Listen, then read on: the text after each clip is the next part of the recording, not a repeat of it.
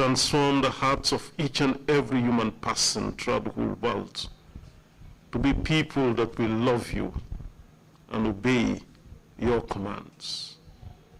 We continue to submit the sittings of the TRRC and ask that all the witnesses that will be here will speak the truth and grant the commission the discerning spirit to discern between truth and falsehood, and grant the Gambian populace as a whole and those that are in the diaspora the patience to see through the process to take its normal course, and you being the just judge will grant justice accordingly. This we ask through Christ our Lord. Amen. Amen. Thank you very much, Bishop Odeko. Council, are we ready with the witness this morning? If we are, please proceed. Good morning, Mr. Chairman, commissioners, and members of the audience. May I ask that the witness be brought in, please? Thank you.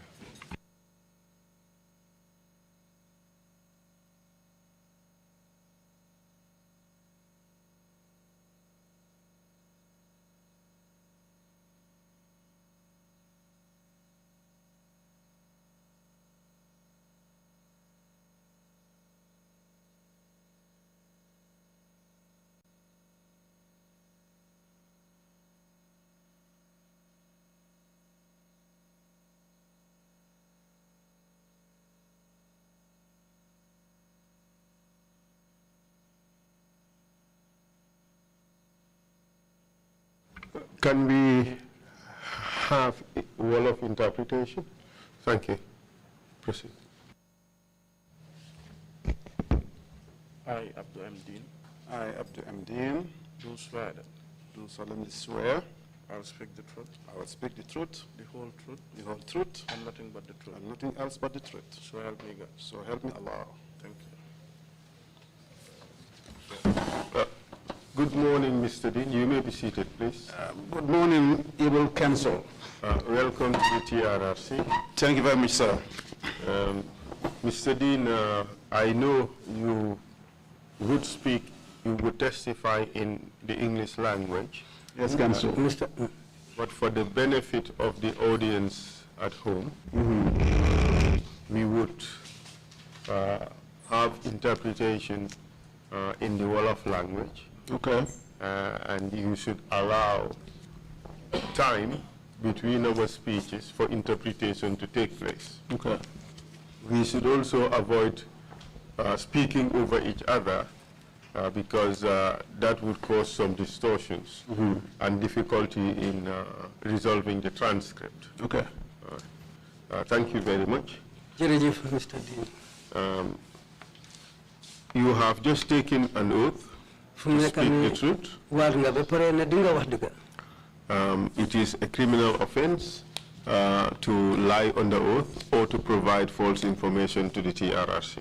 Loi dafa bañ pour nga wax lu amut wala lu nekkul dëgg fekk waat nga ba pare wala ci kanam TRRC fi.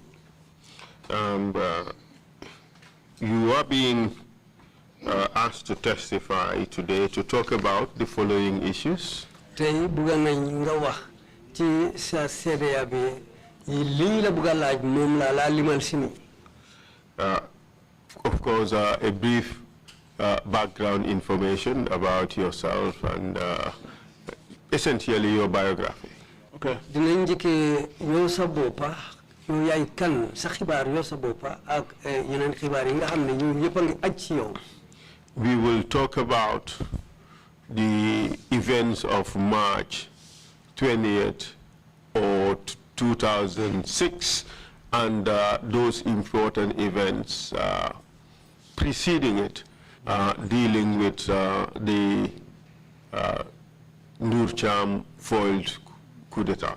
Absolutely. Dinañ waxtaane mbir yi nga xam ne ñoo xew March 20th ci ati 2006 affaire yi ak ci loolu ak Nurcham coup d'etat bu yaaxu bi bëggoon a def ci réew mi loolu tam dinañ ko waxtaanee.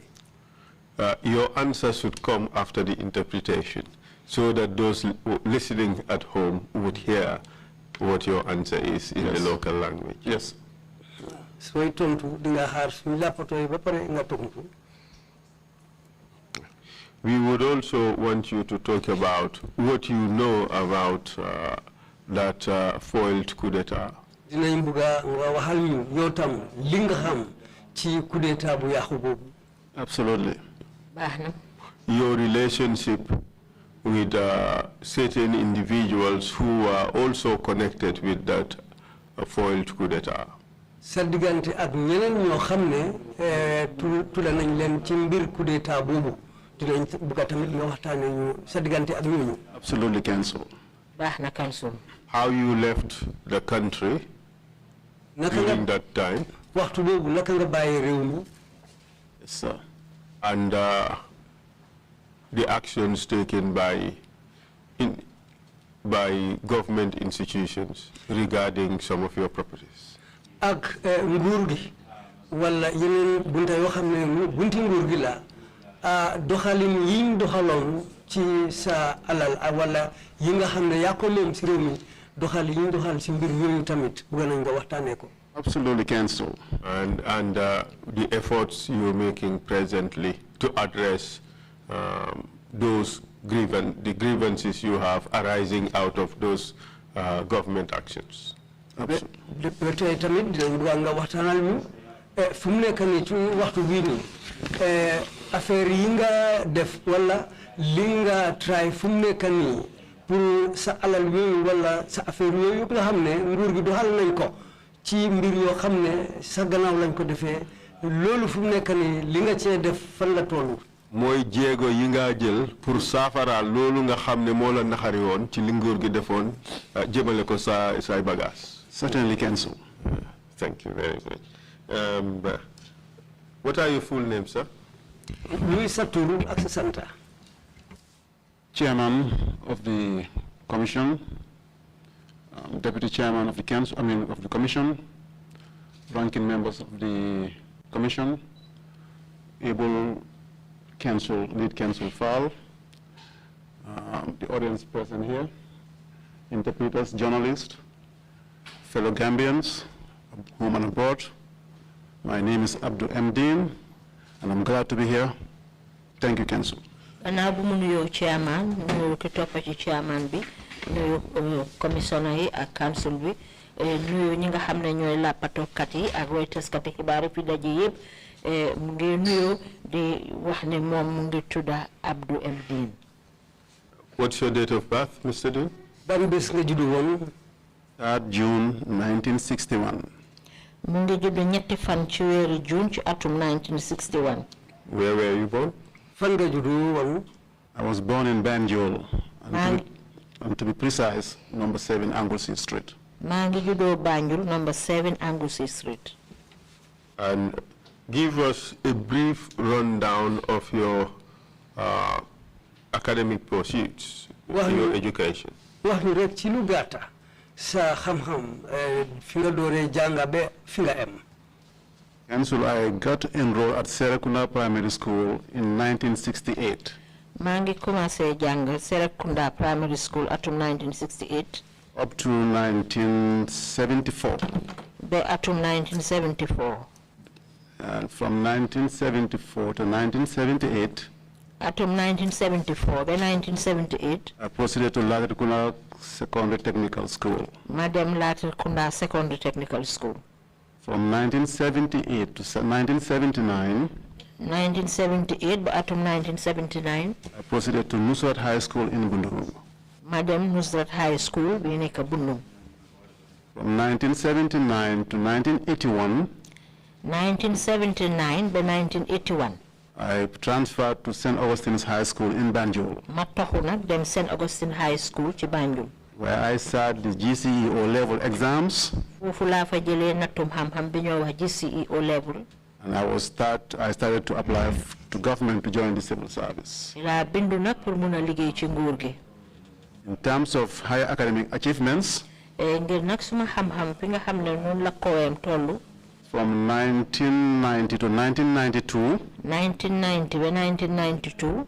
I attained an associate degree in economics at Atlanta Metropolitan College in Georgia. in the United States? Ma am mahama bo xamne nak man ko amé Georgia ci réew America. That was an associate degree. Muy associate degree.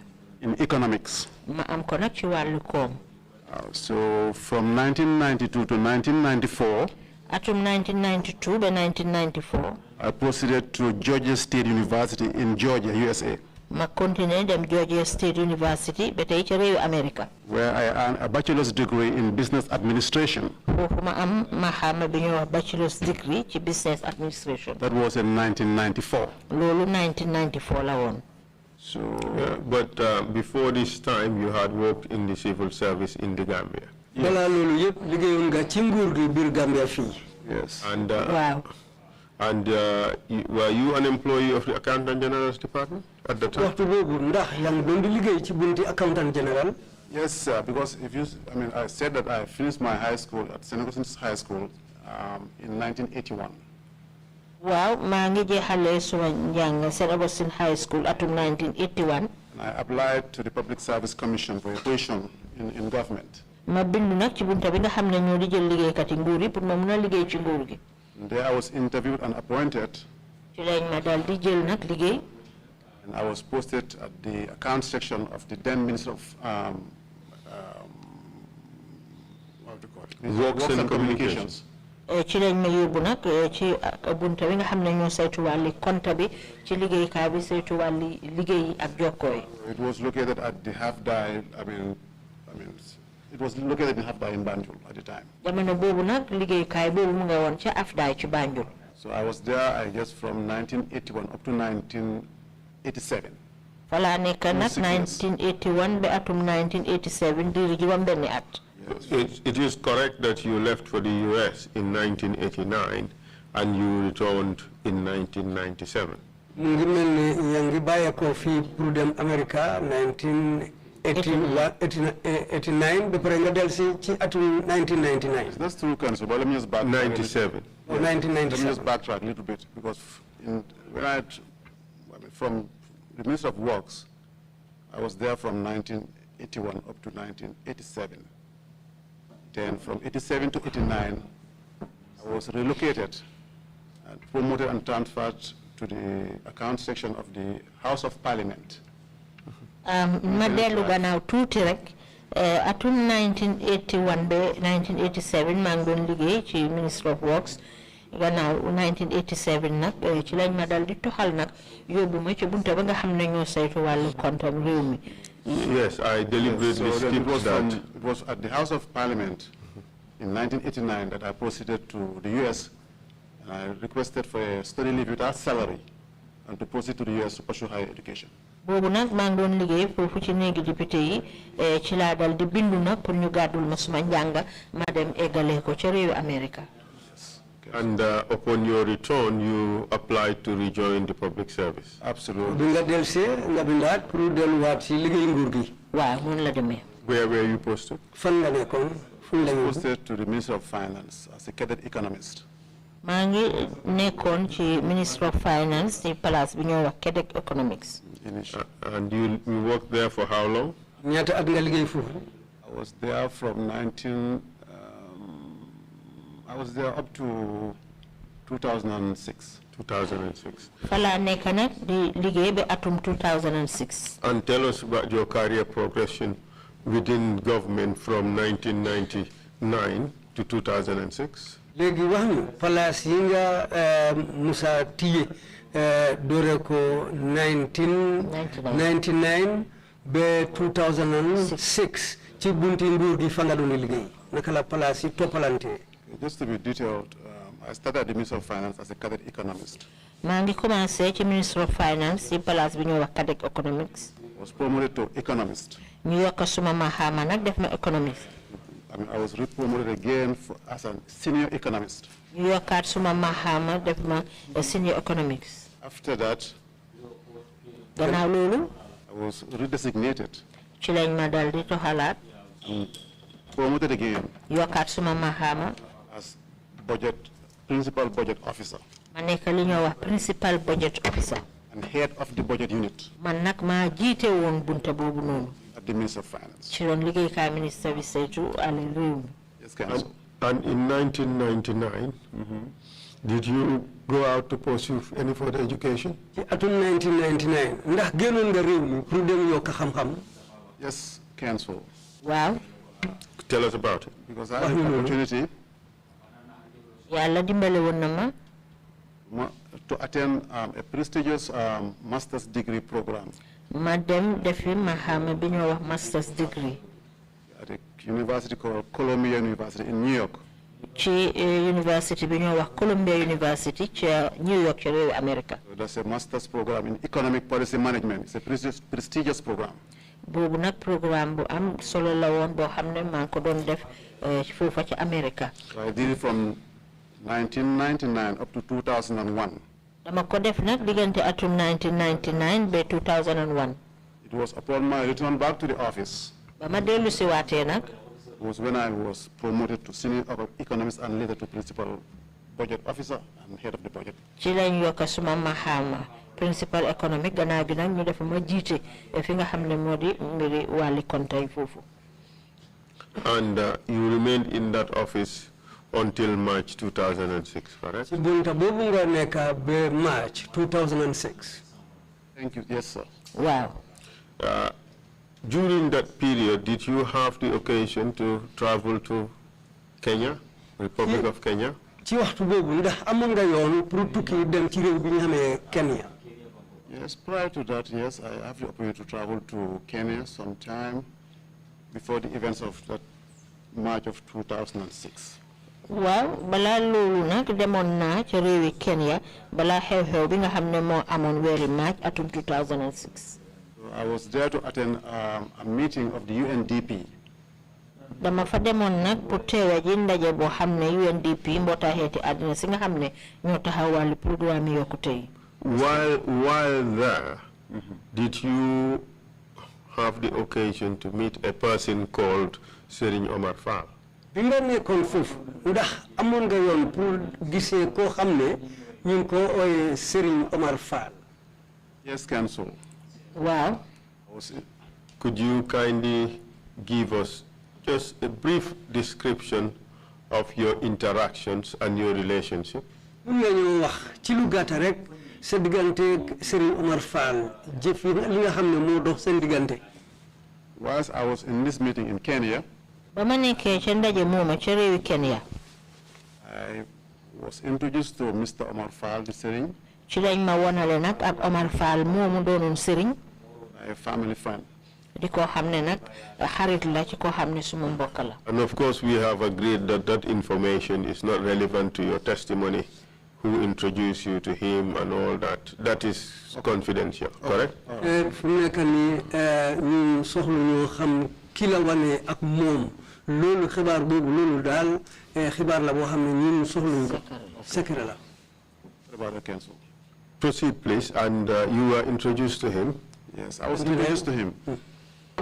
waaw ci lañ ma wonale ak moom. We met and discussed. ñu daje dal di waxtaan. Discussed so many events. waxtaanee nañ mbir yu bari. In fact, the introduction started by him introducing himself as a disciple of Serigne Touba. moom ni mu ko doolee daal mooy ne moom taalibe Serigne Touba la. And that also he lives at Kër Serigne. te mu ne mu ngi dëkk Kër Serigne. So that kind of alarmed me. loolu nag moom dal di junjal dara. Because I saw that we have two things in common. ndaxte mu ngi mel ni am na loo xam ne nuróole nañ ko. One is that we are all disciples of Serigne Touba. benn bi mooy ne ñun ñëpp ay taalibe Serigne Touba lañ. Secondly, we all live in Kër Serigne and we didn't know each other. ñaareel bi nag mooy ne ñun ñëpp ñu ngi dëkk Kër Serigne waaye xamante wuñ. So in that event, ci jamono boobu. we are comfortable with each other. ci lañ daal ku nekk óolu wante nag sa morom nag pour mun a waxtaan. And we started discussing. ci lañ tàmbali nag di waxtaan. Dive into issues in the Gambia. ñu dugg nag ci mbiri ni nga xam ne mooy tëree fii ci réewu Gambia. Because before I left for Kenya, ndaxte balaa ma bàyyeekoo fii di dem Kenya. I have a friend, am naa xarit. a colleague, suma liggéeyandoor. who was very close to me. koo xam ne nag suma jegeñaale la woon I was lool. very close to him. man it jegeñaaleem laa woon lool. What's his name? Mr. Aliou Job. Aliou Diop la What position did he hold at the time, if any? Ban place la yore woon si fekkee ne mu ngi ci place. Was then the accountant general. jamono jooja mooy woon accountant general. Proceed, please. So now talking to this Serigne Omar Fall. Bima waxtaan ak Serigne Omar Fall. Let's take a step backwards. You said prior to going to Kenya, you had this friend with whom you were very close. Yes. dem Kenya wax nga ne am nga xarit boo xam ne jege waate ngeen bu baax. Could you take it from there? nga jëlee foofu. Absolutely cancel. So this friend, Mr. Aliou Diop, suma xarit bi Aliou Diop, has once intimated to me mustama xamal ne he has a relative in the army. dafa am mbokk boo xam ne soldaar la. He is planning to effect regime change. mu ngi fas yéene nag soppali nguur. He's in the army. te mu ngi ci biir soldaar gi. Did he tell you a name? ndax joxoon na la tur ci waxtu boobu. Yes. What name did he give you? Mr. Ndur Cham. ma ne Ndur Cham la borom tudda. At this stage, did you know what position Ndur Cham held in the army? waxtu boobu ndax xam nga Ndur Cham ban place la yore woon ci bunti soldaar yi. He told me that I think he headed the army as the CDS. waxoon na ma ne moo jiite army bi moo nekkoon li nga xam ne moom la ñu wax CDS. And of course, CDS means Chief of Defense Staff. Yes. CDS mooy Chief of Defense Staff. waaw.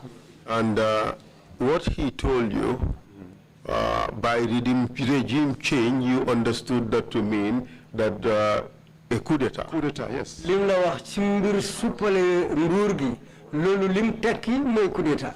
waaw. In a sense, he told you that he had a relative in the army called Ndur Cham who was planning to carry out a coup d'etat. mu mel ni moom mu ngi am xarit ci bunti soldaar bi mu ku tudda Ndur Cham koo xam ne mu ngi pare suppale réew mi loolu mooy coup d'etat si réew.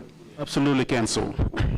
Was it Harit or Mboka? I think we need to clarify that. Was he a friend? Did Job say that his man in the army, did he call him a friend or a relative? mu mel ni Job bi ma wax yow mu ne ki mu wax noonu xarit la ndax mbokka la ki nga xam ne mu ngi woon ci soldat. Cancelled, he was very clear. moom dafa leeraloon yépp. He was a relative. dafa wax ne mbokkaam la. Either uncle or grand uncle or something. It's a relative. It's a relative. nijaayam la wala daal waaye mbokka la. The reason why I raised that is the interpretation came out as friend. And I recalled hearing you say relative. Yes. So that's why I wanted to have that cleared. Thank you, Council. Thank you very much. Yes, sir. As at that time, he told you, did he say anything else about the situation that existed in the country?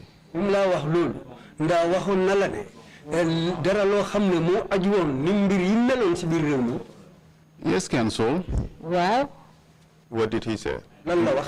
Because at that time we all know that the way the country was being administered by the then head of state was not appreciated by a lot of Gambians. waaw ndaxte ñun ñëpp xamoon nañ ne jamono jooju ka jiite woon réew mi ñi nga xam ne noonu la doon yóbboo réew mi waa réewi Gambie yu ci bari ba kontaanuñ ci woon. Mr. Deen, you are before the Truth Commission of the Republic of the Gambia. Let's call a spade a spade. Let's call things by their correct names. Mr. Deen, yaa ngi toog ci kanam ni council boo xam ne dëgg lañ bugg a taxawal. fu mu nekk nii lépp loo xam ne niñ ko wax nañ ko tuddee nam war a mel nan la tuddaa nañ ko waxee noonu. nañ ko wooyee rek mbir yi yëpp nañ leen wooyee rek niñ tudda. li ci ne rek nañ ko wax mu leer nañ ñëpp xam. ni ko tëddee. Absolutely. Thank you.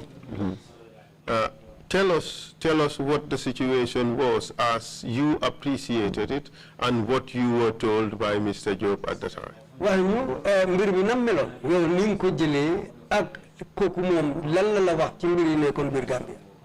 I think the essence of our discussion at the time was that this man want to effect regime change, want to coup d'etat Yaya Jammeh. liñ waxtaanee woon foofu daal moo di ne waa ji dafa bëgg a soppali nguur gi te dafa bëgg a coup d'etat Yaya Jammeh. And I learned from him also that te jàngee naa ci moom itamit ne if it succeeds, bu jëf yi demee ni mu war a demee. he could be president. Bon dina mom dina muna nekk president. Who could be president? Kan mo muna nekk president? Mr. Aliou Job. Mom Aliou Job. Was it could or would? I think he said, Muna wala moy wara nekk president. I think would. Let's say would. In a sense, you're saying he was already earmarked or identified as the person who would be president if the coup had succeeded.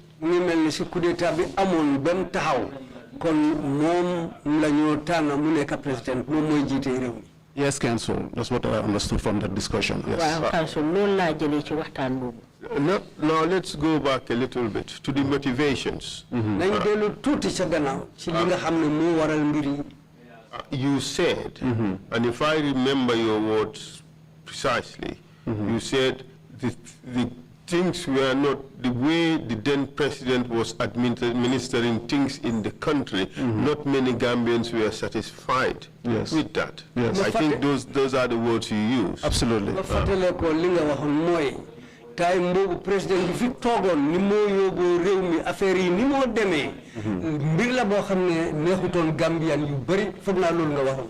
Yes, Council. Explain what that means. Ndax lolu mën nga ko sétalal wax ñu lolu lan la won faram faccel ñuko.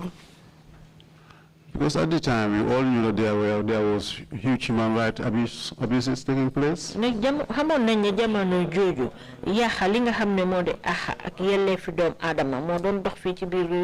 were being tortured, disappearing.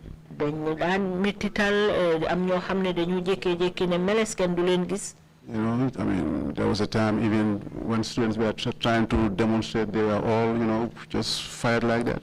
Well,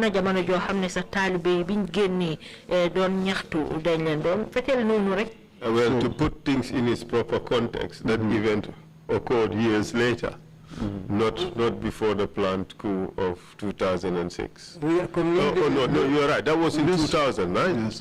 I'm just trying to, you know, paint a picture. Yes, you're right. Of Go ahead. how, you know, what the condition of the country was, or how he viewed it and myself. No, you are absolutely right. Yes. Yeah. Proceed, please. Continue. Yes, I mean, people were disappearing. You know, I mean, people's human rights were violated. You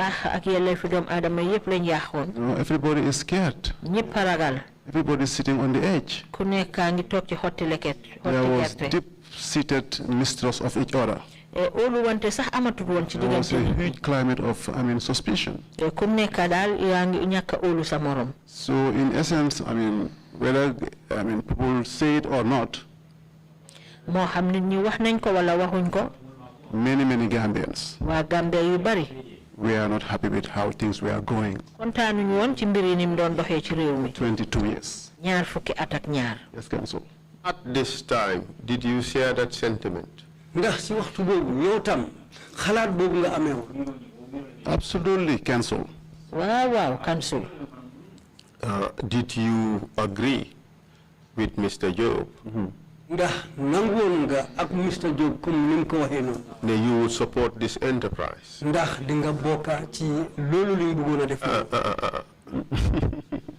would support this enterprise.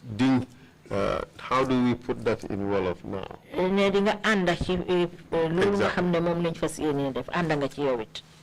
Yes, I agree to support Mr. Job. Wow, Mr. Job, yes.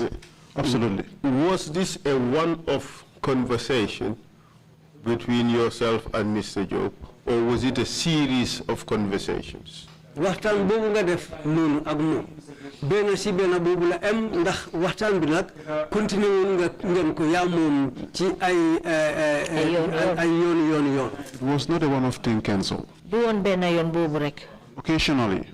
Saa yu nekk. Can I proceed? Occasionally.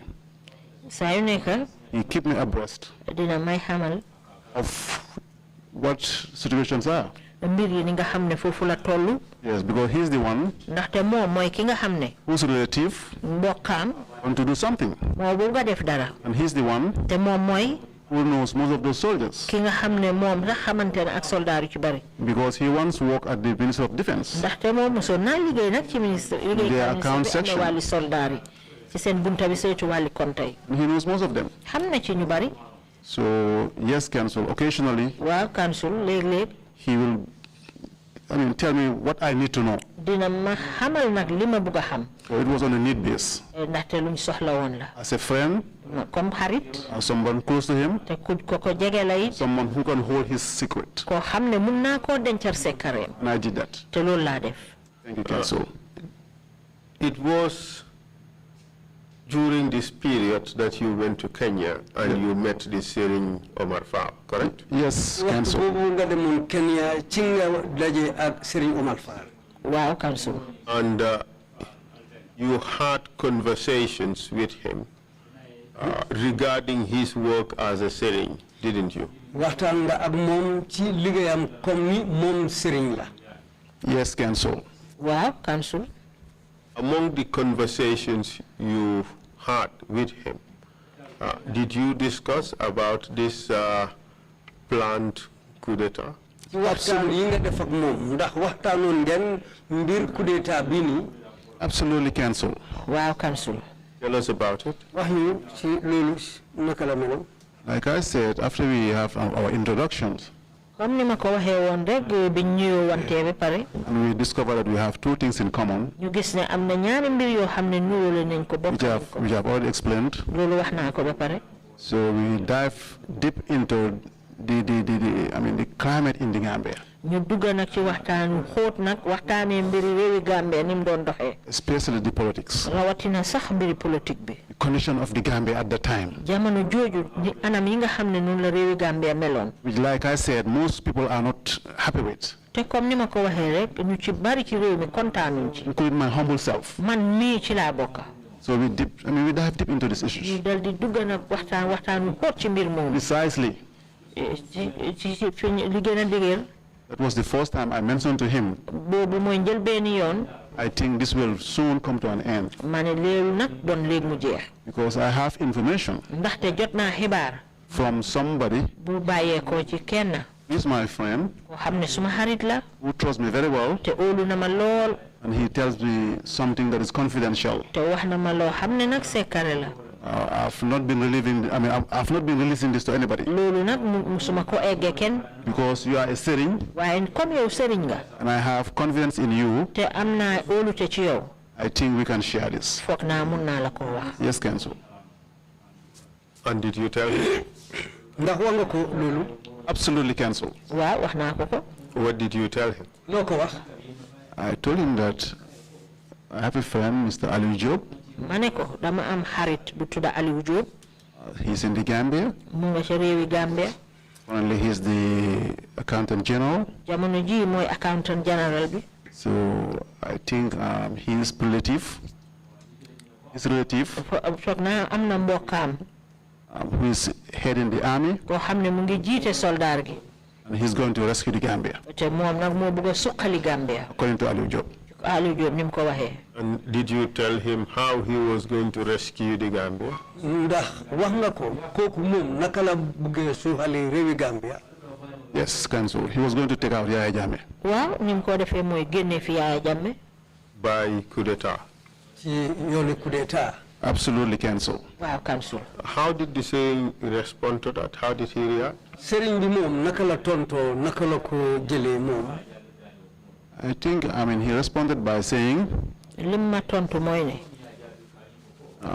this man's government, nguuri waa ji.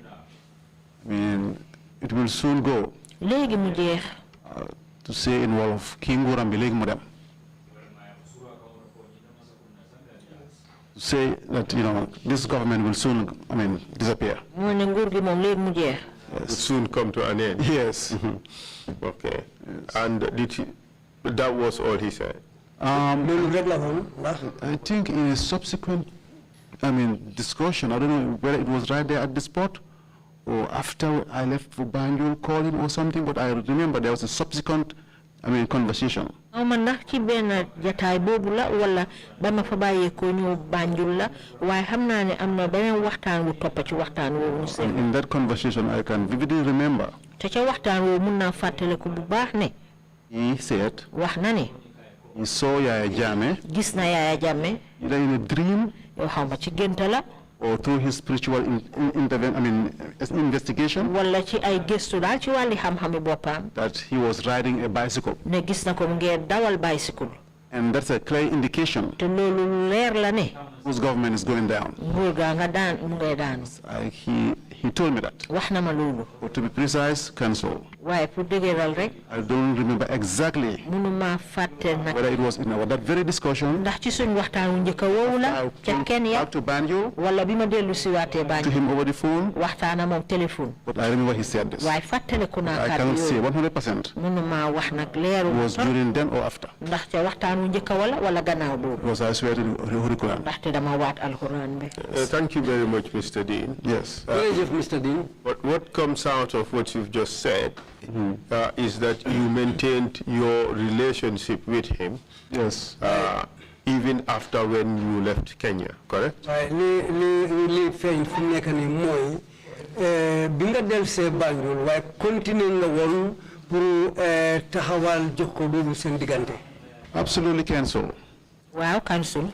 Because I even have the opportunity to find out where he lives. Wow, ndax fexe woon naa ba xam fan la dëkk. Because he mentioned that he lived at Kër Serigne. Ndax waxoon na ma ne Kër Serigne la dëkk. And myself, I live in Kër Serigne. Te man ci suma bopp Kër Serigne laa dëkk. And as I promised him in Kenya. Comme ni ma ko diggee woon bañ nekkee ca réewi Kenya. If you come back to Kër Serigne. Ma ne ko boo dellu si waatee Kër Serigne. Because I left Kenya before him. Ndax maa ko njëkk a bàyyee ko Kenya. And when I understood that he's back in Kër Serigne, I reached out to him. And even I could fully remember, Council, I brought him to my compound at Kër Serigne. Because I was constructing a house. And it was almost nearing completion. And as a tradition, as Muslims, if you are building a house, it's almost ready. It's good that you, bring somebody who can recite the Quran there. Bless the place. I did that. So I maintained contact with him. Yes, Council. Did you trust the things he was telling you as a marabout?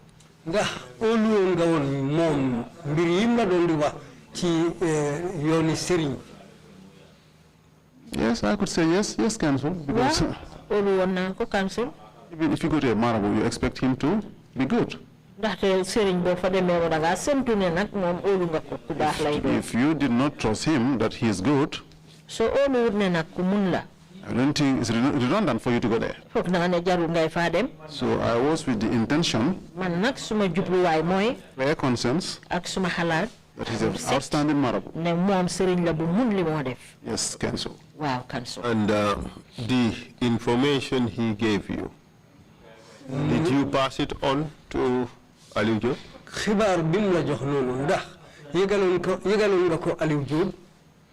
Council, I love this question. Because this is what kind of created how, even though they have never met, Aliou and the Serigne, they have never met. But this question is very important, Council. Because when the marabout told me that, he saw Yaya Jammeh riding a bicycle. And that's a clear indication that this man's government will be out of here. And when that message was relayed to Aliou by myself, this was something he appreciated. It was something that kind of gave him, push him about this even Serigne. Yes. Wow. And after that event,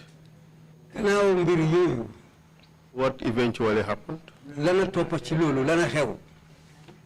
Okay, what happened was that there was a little pause for a while between me and the Sering. There was a pause, a little pause for a time. Yes, but all the time Ali do want to meet the Sering. But at the time God didn't set the time. The time was not right. They couldn't meet. But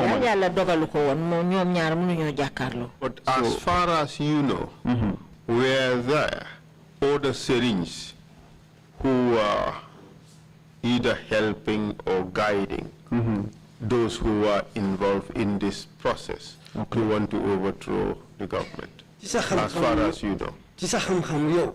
ndax amul na yeneen sëriñ yoo xam ne ñoom it ñu ngi doon di joxe ndimbal pour loolu li nga xam ne parewoon ngeen koo def parewoon nañ koo def li demee ci mbir coup d'état boobu ndax am na yeneen sëriñ ñi nga xam ne ñu ngi doon di joxe ndimbal ci mbir yooyu. Well, I remember sometime in the past. Well, when Aliou Jobe was going to Bogal. Ba Aliou Jobe doon dem Bogal. Yes, he invited me to accompany him. Because he's his marabout. What's the name of the marabout? Charno Bogal. Charno Bogal la tuda. Charno Abdou Rahman. Is it Bari? Charno Abdou Rahman Bari moy turam. Proceed, please. So Aliou invited me. It was in a weekend. So he invited me to join him. Yes, because if we go there, he can pray for us. And I said, okay, let's go. So when we went there, we spent the night there. He introduced me to Charno. I mean, he prayed. We took shower and everything. And he has discussion with Charno. What kind of shower? I think it was a place like a well or something. I couldn't remember, but I remember we took shower. Was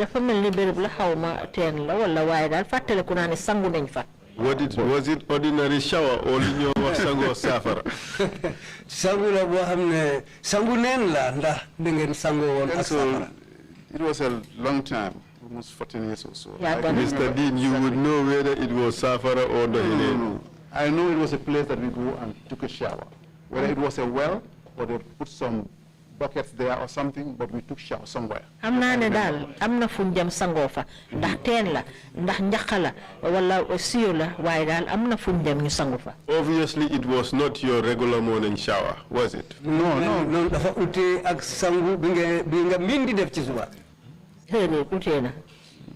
Yes. Good. Okay. And then what happened after that? Ci gannaaw lolu la na xew. So like I said, he introduced me to Charno. And he prayed for me. And I exited. And he stayed there with the marabout. What they were talking, to be honest, I don't know what they talked about. But whilst I was in exile in Senegal also, they told me that when Ali went on TV during that time, 2006, I think to paraphrase what they told me, said that Charno Abdou Rahman Bari was his marabout and somehow make him to believe he will be president. Many other things. So from there, I gathered during the time that I accompanied him there, he may have discussed with him about that particular issue. Yes, Council. Thank you very much for that comprehensive answer. At this stage, you all believed that the planned action was justified, correct?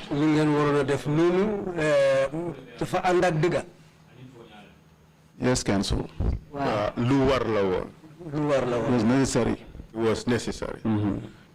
But did you also realize that the planned enterprise was a violation of the laws of this country? waaye ndax xamoon ngeen tamit ne li ngeen bëggoon a def noonu yaxaluwaala si réew mi.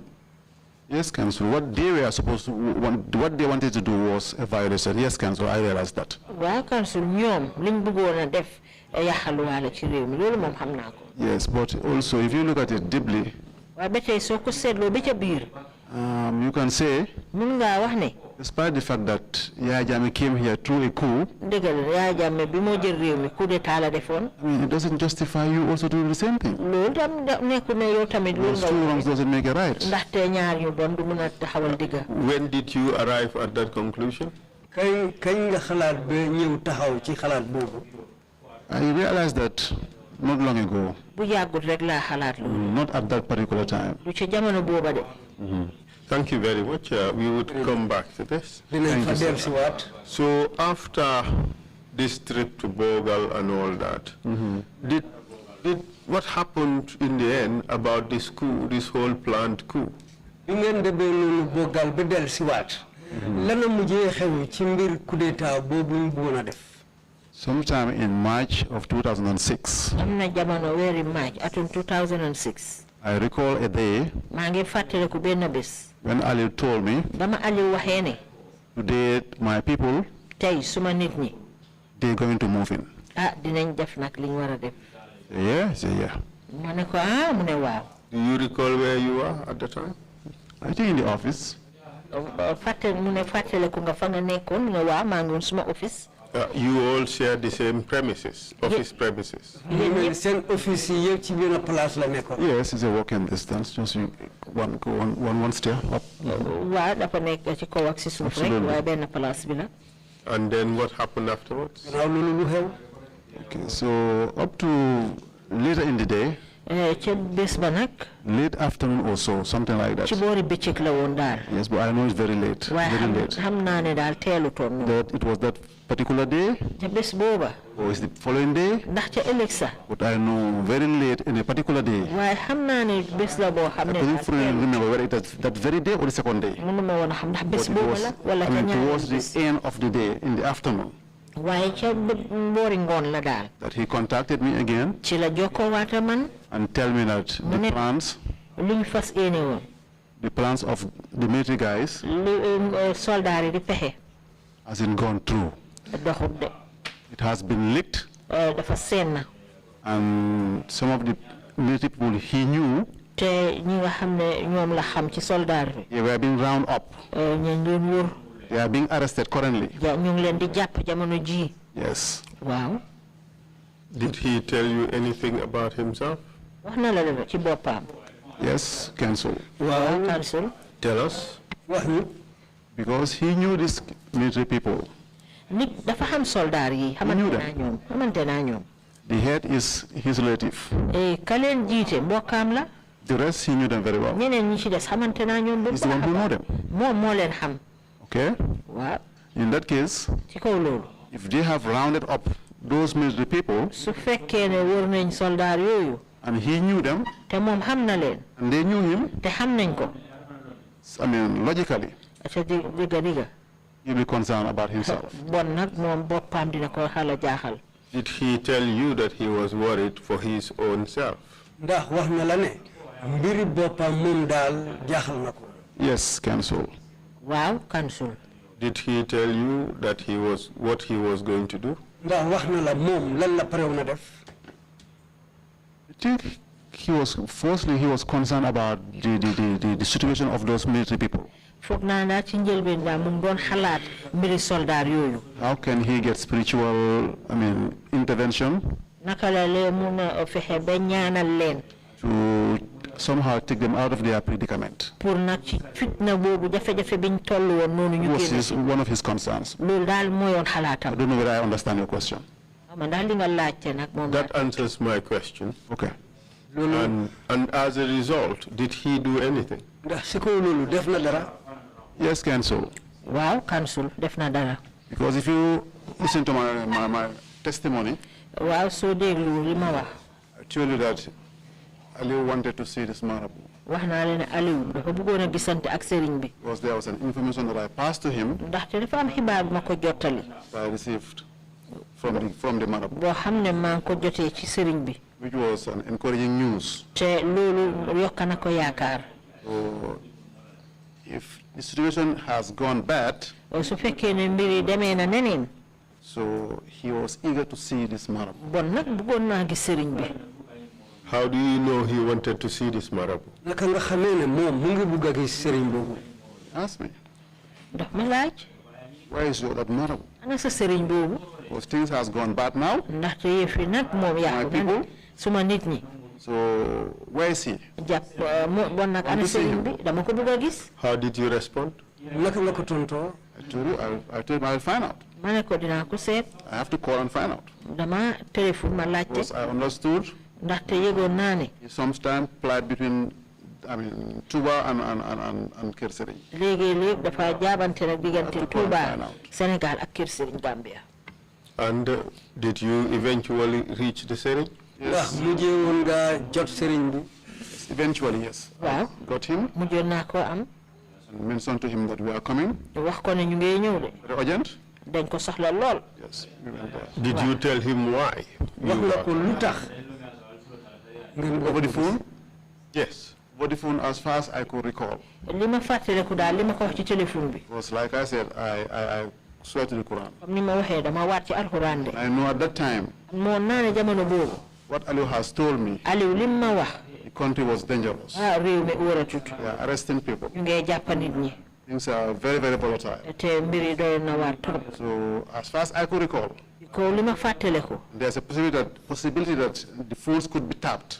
mun naa am téléphone yi dinañ ci dugga. Because I was always talking to Aliou, talking to me, talking to me. ndaxte saa yu It was just nekk safe. maa ngi wax Aliou wax keneen wax keneen. So as far as I could recall, li ma fàttaliku woon. like I said, I took an oath here. comme dama waat. What I could remember li ma fàttaliku. was to stress the need mooy pour dëgëral. for me and Aliou to come to him. ne soxla nañ ma Aliou We ñu have egg ci something moom. urgent for him ndaxte to dañ get. am soxla bu jàmpa bu ñu. To mention the word coup d'etat tudda coup d'état over the phone. ci téléphone. It could be, mun naa am.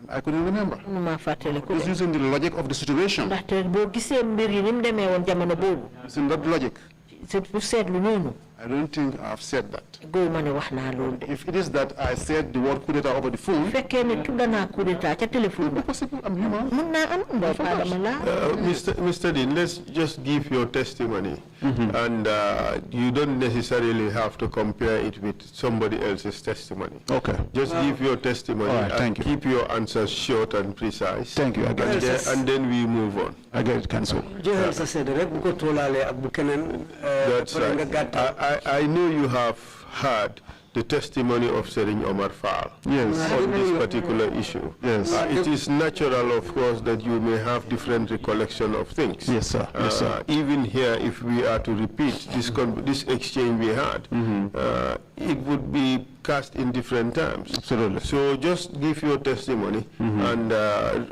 don't pay too much heed to what Omar Fall said. The Absolutely, commission Council. here would be able to assess what is true and what is false. And in any case, it has to focus on material things and not little minor differences in terms of recollection. Thank you, Council. I appreciate that. After you had your initial conversation with Serigne Omar Fall, what happened? bi nga waxtaanee ak Serigne Omar Fall si njëlbeen bi lana toppal loolu. Me and Aliou arrived at his place in Kër Serigne. man maa Aliou dañ dem fekk ko nag fa mu dëkk Kër Serigne. And? So when we arrived, bañ àggee. me and Aliou, we entered his bedroom, man maa Aliou ñu duggee ci biir cabinetam. sat on his bed, toog ca kaw lalam ba. and I told him, ma ne ko. this is Aliou, kii mooy Aliou. he's my friend. suma xarit la. I'm sure you have had each other, xam naa déggante ngeen. but you have never met. waaye mosuleen a You are daje. meeting today for the first tey time. nag moo ngeen soog a tasee nii. Wow, his people, nitam ñi. some army people, ay soldaar. they were going to do something today, a coup d'etat, dañ fas yéene woon a def coup d'état tey. led by Deen Trrc, Deen Trrc moo ko jiite. who is his relative. te mbokkaam la. Yes, so Aliou is here. Aliou a ngi nii. Let him explain to you na la waxal. what he wants. lan la bugga. And then? Then Aliou explained. Aliou waxal ko. told him the same thing, that he is worried about some of those soldiers have been arrested. That is one. Two, about the situation of Ndur Cham. Ndur Cham to escape. Yes. Wow. And then what happened after that? So when Aliu said that, I vividly remember the Serigne stood up, removed something from his waist, gave it to Aliu. Aliu to put in his waist. That was one. Number two, he gave him something. Whether it was 3 or 4, he gave it to him.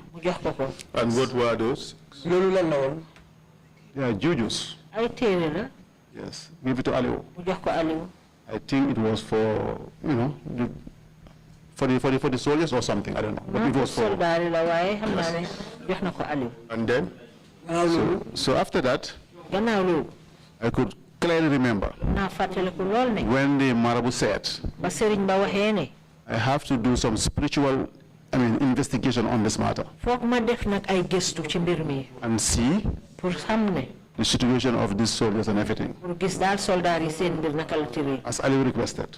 So he want to do an investigation.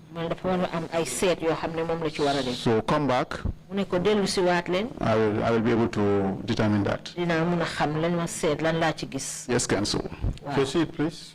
And then what happened? So we came back. When we came back, the marabout said, from his spiritual investigation, he said Aliu has to give out a sacrifice. And that sacrifice has to be 3 lambs. Those 3 lambs. Ram, yeah, ram. So 3 rams. Okay, the 2 will be slaughtered. The meat, kind of put packed differently. Then give it out as charity. As for the other one, Aliu will come and then pray on it, say his wish, and then they will drive that ram out of the compound. And from my instinct, what I gather was that the reason why that ram that was not slaughtered has to be sent away, maybe it's for Ndur Cham to escape out of this country. Where the sacrifice is made? It was made at the Serigne compound. And what happened after that? So we went home until the following day, I guess. And I went to work. I was informed that Aliu was arrested. Yes, and I remember calling the Serigne, informing him somehow that Aliu was arrested. I remember informing him. Yes, I don't remember clearly whether it was over a phone. I physically went to his place, but I let him know that Aliu was arrested. Yes, he was informed by me. And then afterwards? So after a while, I think a day or so, or during that day or another day. It's a long time, I can't forget. Yes, so just to be precise, in a different conversation, I mentioned to him that I've been selected by government to travel to Guinea-Bissau, attend a meeting. Yes, sir. Did you tell him about any problems regarding that trip? No, sir. I did not. Did you tell him about you waiting for a clearance? Yes, I missed that point. Yes, Council. Yes, I told him about clearance. I mentioned the word clearance. According to the testimony we received,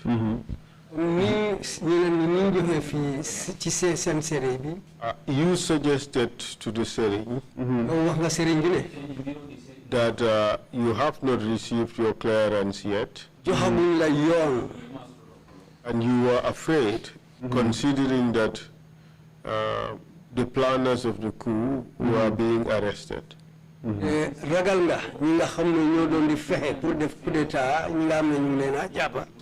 And you feared that there is this possibility that you too may be arrested. Is that true or not true, according to you?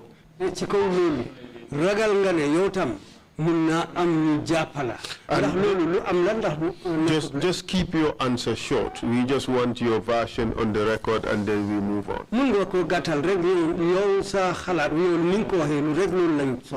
Counsel, for me, Counsel Puruman. that didn't happen. I can explain why. Please do briefly. In a very objective way. Just explain what happened briefly and then we move on. Okay, because if you look at my statement, So said I said, I, Abdou, Man Abdou, accompanied Mr. Amadou Sow and Amadou Sow to a sales meeting. ñu dem ci meeting boo xam ne moom lañ defi woon. And Mr. Amadou Sow is an official of the Department of Agriculture, Ministry of Agriculture. moom ngeen liggéey ci liggéeykat bi saytu mbéy mi ci réew mi. And he was somehow either the desk officer or the liaison or the interface between government and sales. moom moo nekkoon diggante nguur gi ak sales. So the sales meeting, I'm just coming, Council. The sales meeting. Mr. Dean, the answer is simple. Yes. I have given you what we have on the record. If that's not true, tell us simply it's not true. It's not true, but I want to give you a reason.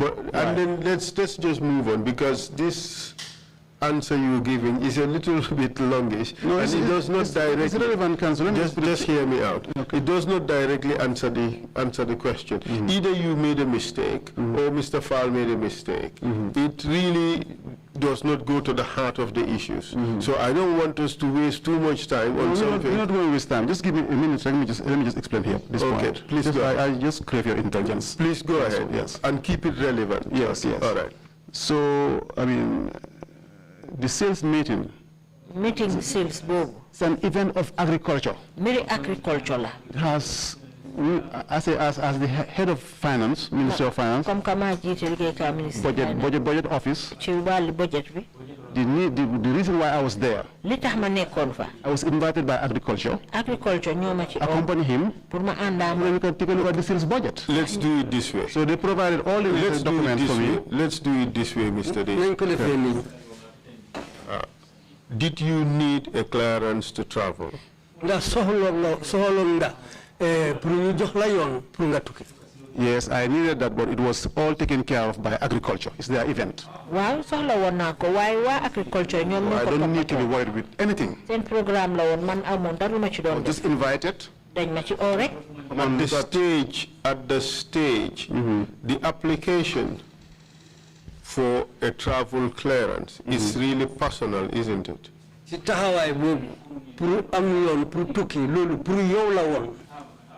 As far as I could remember, it was an event of agriculture. No, answer the question. They're the one who took care of everything.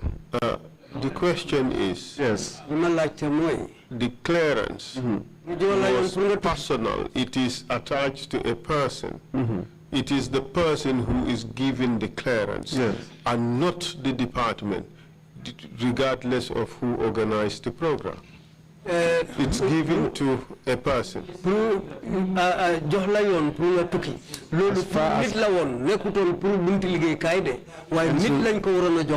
And so, as far as I could recall, as a participant to this meeting, my name and Dr. Amadou Sow's name, a request was made or two names to the President's office. There you have a special committee on overseas travel, dealing with clearance and everything. They took care of it. I was just an invitee. Okay. And the clearance was given. correct? Yes, agriculture took care of everything. It was done, yes. And because the clearance was given, you were able to travel, correct? Absolutely. Yes. And when you arrived at the airport, did you speak to anybody?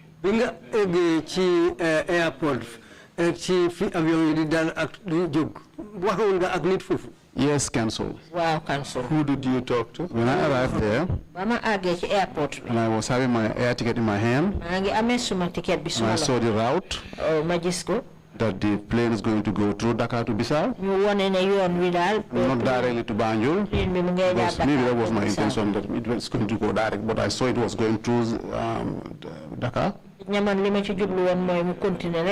So I called Serigne Omar Fall, whilst I was sitting at the airport in Unum. I remember when I called him, he was not even at his home. He was somewhere in the Combos, the Gunju or something. And I told him, I'm here at the airport. I'm on my way to Bissau.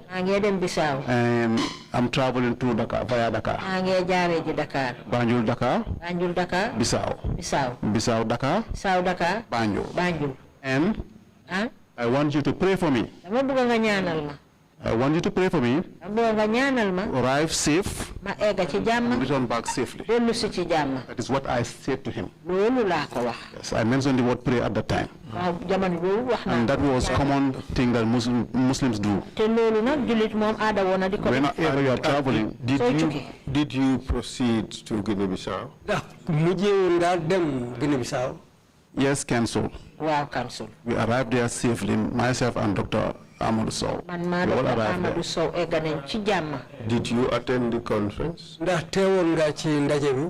Yes, I attended it because the reason why I was selected was that at the times, sales need to do an evaluation, some budgetary analysis of sales. And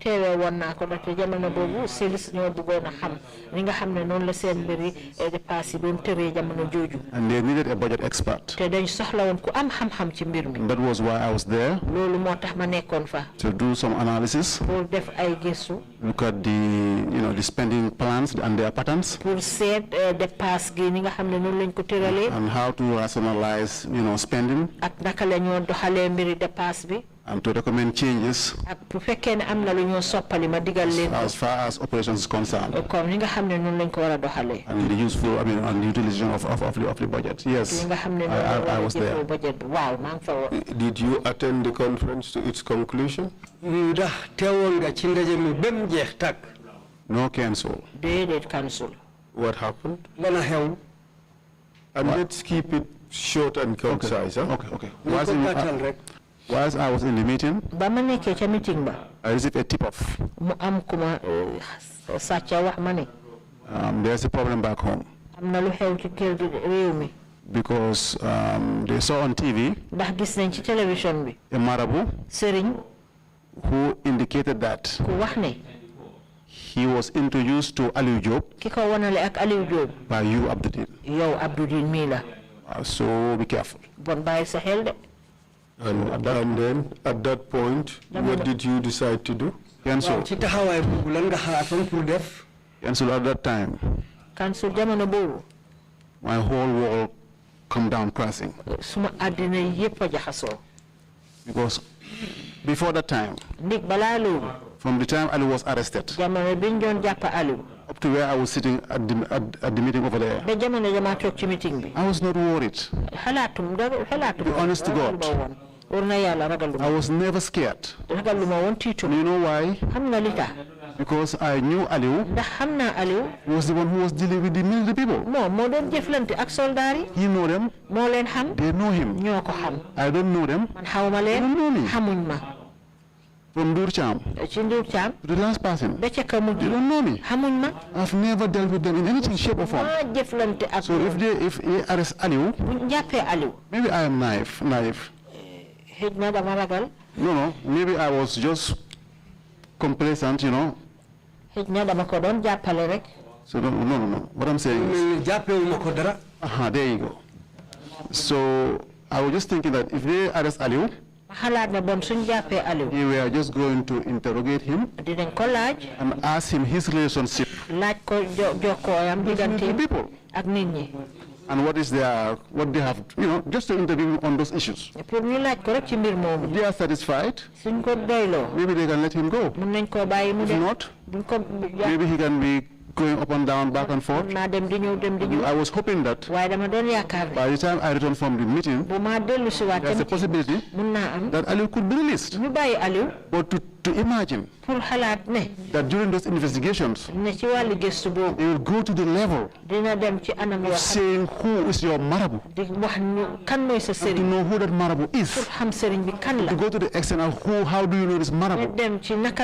My name surfaces. And so to be honest, with me and Allah, I was never scared because I didn't thought it was going to reach that level. It was just going to be contained within Allah and the military. The investigation was going to be confined to that level. But when I was given this information at the meeting, like I said, that is when my world started crashing down. I know now I'm in trouble. Yes, Council. Do you know that in this country, treason means to plan or endeavor to overthrow the government of the country? Yes,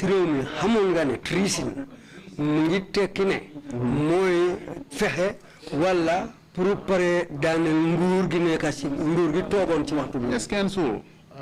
I've explained that before. Yes. And to talk about it and agree, it means the crime of treason has already been committed.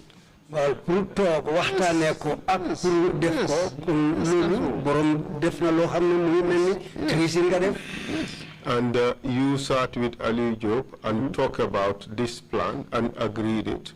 The crime is already committed.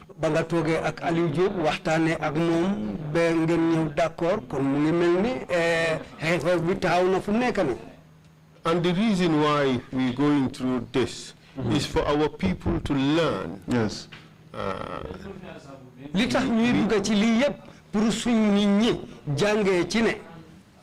Because there are a lot of things that people do not know about this law, and it's important that people know that to sit together with anybody to plan the overthrow of a government is criminal under the laws of this country. And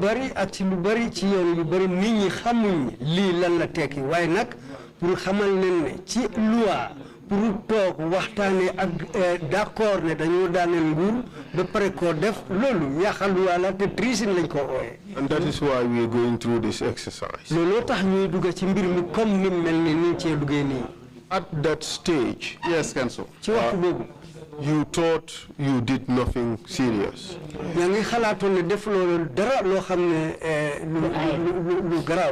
Absolutely, Council. That was my thinking. Maybe a wrong thinking, yes. I accept your premise. Because you are giving the correct legal interpretation. I stand 100% by you. My understanding at the time, how I saw things. He was my friend. Just keeping secrets for him? No, that's wrong. I cannot go and report him. Add him into trouble. And myself into trouble. Trade the trust. When their plans, when his people's plans failed, approached me for help. I went and helped. So I was just at the time, I just saw it. Someone who was keeping a secret for the friend. When things went bad for him, and his people approached me as a friend, as a confidant, I complied to help. You are right what you said. This was how I was seeing things at the time. Yes, Council. And sitting there at Guinea-Bissau, and seeing your wall crashing, as you put it. Yes. What did you do?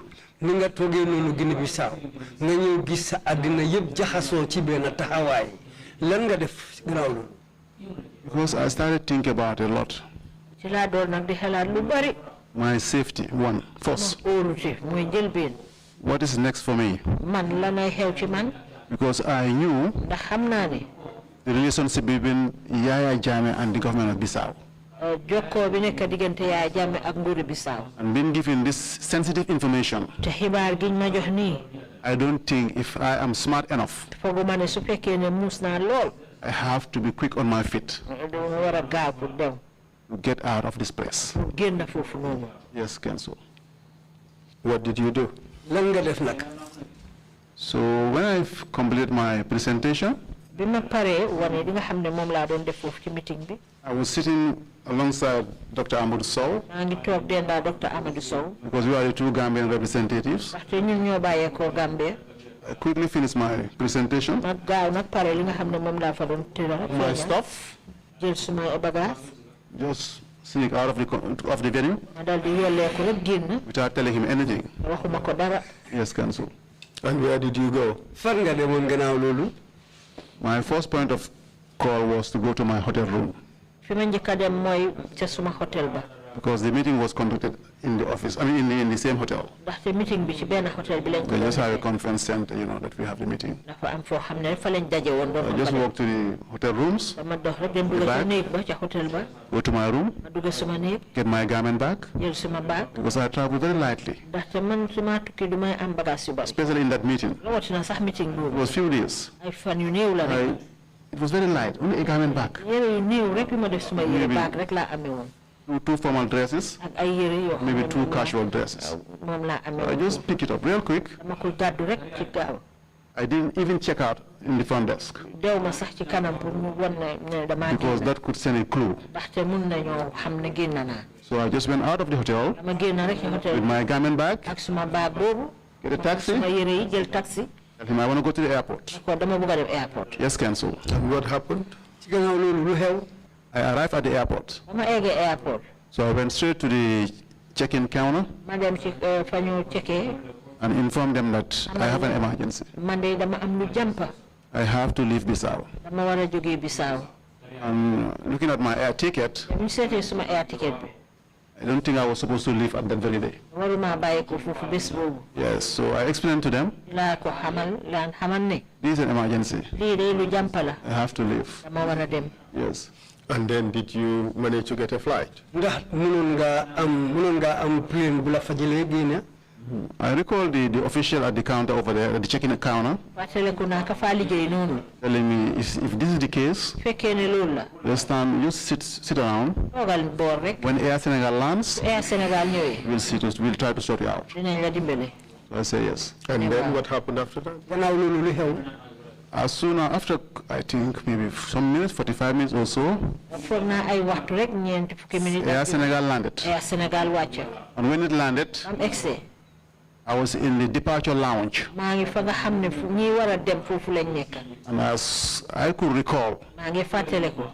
the first people I saw coming out of that airplane, ñi ma njëkk a gis ñuy bàyyeekoo ci aéroplane. walking on the tarmac, ñuy dox di ñëw.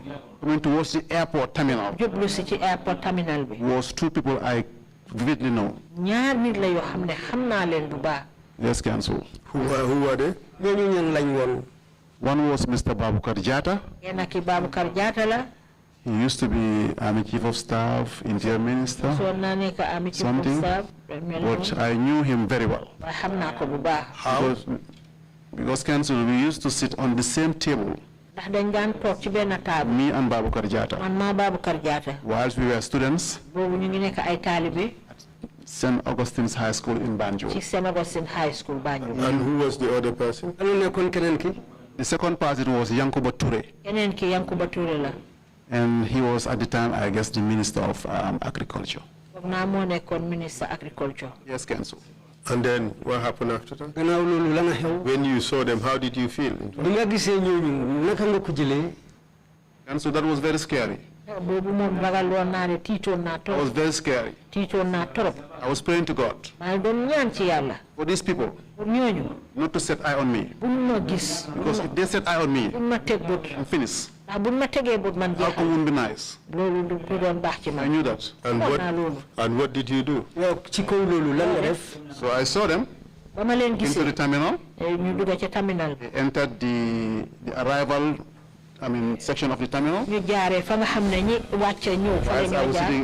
Whilst I was sitting on the departure lounge, there's a big class that divides departure and arrival. You can see them clearly through the glass. They didn't see me because I blend myself in the crowd. So I can see them. They went straight to the check-in. And then they just checked them out pretty quick. They left. And eventually you got the flight. Yes. Yes, so I went back to the counter. They checked me in. You are good. So give me my seat number and everything. Sat. Waited for the plane. To depart. To Dakar. To Dakar. But cancel. Otherwise I was sitting there. I was cleared to fly. I was praying to Allah. Well, this will dare come back. Or they can call the airport and check whether I'm there and then arrest me. So I couldn't believe that I'm safe. Unless and until Air Senegal. Take now. It did eventually take off. Yes. And you arrived in Dakar. Yes, Council. Did you eventually come to learn about what happened in Bissau? Yes, Council. Tell us briefly. It was after the fall of Yahya Jammeh. I had the opportunity to come back to the country in 2017. Briefly to lay the groundwork. My return to the Gambia with my family. Yahya is gone. I came to lay the foundation. During that time, the person who gave me the tip-off, I met him. And he explained to me what transpired there in Bissau at that meeting. He was gone. And what did he say? He said that he saw Yankuba Toure. He saw Babukar Jatta. He saw lots and lots of Guinea-Bissau military personnel. They are big rifles. Guns. They are searching everywhere. Looking everywhere. But they didn't see me. So he thanked God. Were you told what the instructions were?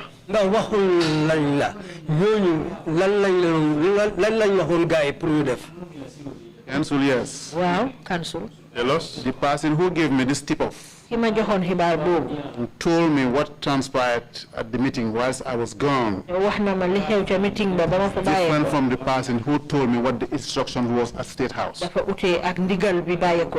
that person also. And what did that person tell you? And so that person was at the State House.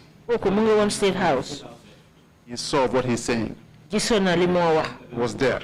And he knew me. What did he see? What did he hear? What did he tell you? He said that you, Mr. Deen. And God has just, do you a big favor. God loves you. Yes. I say, why? What happened? He said, I was at State House. When Yahya Jammeh called Yankuba Toure and Babukar Jatta, gave them instructions about me. Abdou Deen. And I say, what was the instruction? Say, Smaraka, say you, my brother. Instruction was, let them go to Bissau, those two senior government officers, let them do all the necessary arrangements with Bissau, and then let them have me arrested. When they get me arrested, let them put me in a bag. Like a bag of rice, whatever bag was. And then let them tie me down in the bag, very tight. And then put me in an SUV, the bag like a cargo, drive me all the way to him, State House. So the moment this man narrated this story to me, I mean, I was almost, I don't know, I was like a half-dead man standing. Because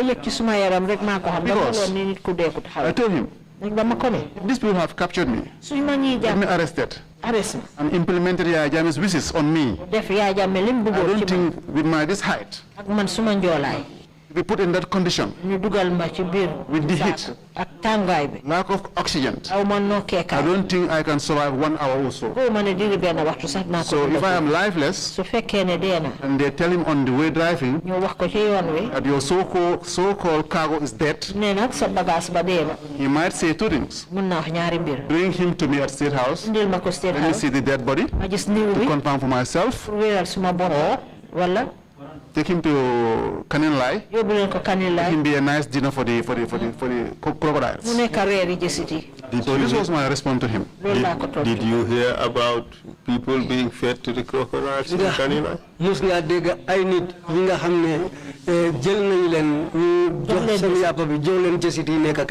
Yes. Wow. At this stage, Mr. Chair, I think we can take our morning break. Thank you, Council. We'll take a 30-minute coffee break and come back at 12:10. Meeting is adjourned.